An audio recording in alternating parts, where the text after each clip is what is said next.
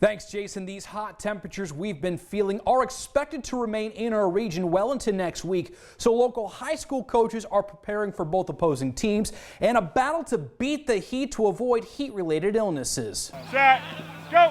The St. John's football team is grinding it out through conditioning. Not only does the tough workout prep the Blue Jays for the regular season, but their improved fitness should help them beat the heat next week in two-a-days. We use our head and we try to be as smart as we can, but we think also there's some benefit for us to getting out here and working in the warm weather to get our kids ready to go for two-a-days. The Center for Disease Control reports athletes participating in football have the highest risk for heat-related deaths.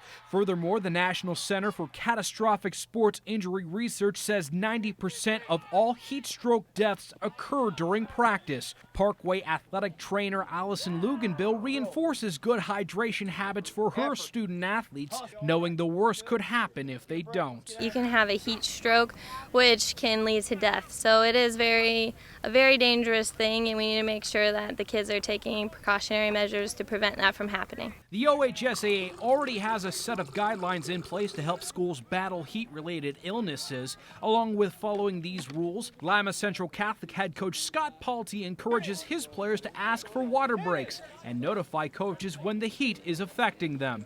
Playing through heat exhaustion is not worth the risk of injury or worse. We really stress that, how important that is, and how there's nothing tough about it. It's just stupid to push through those sort of symptoms, and we're really cautious here at LCC to make sure that we don't have a situation arise. We do the best we can to prevent it.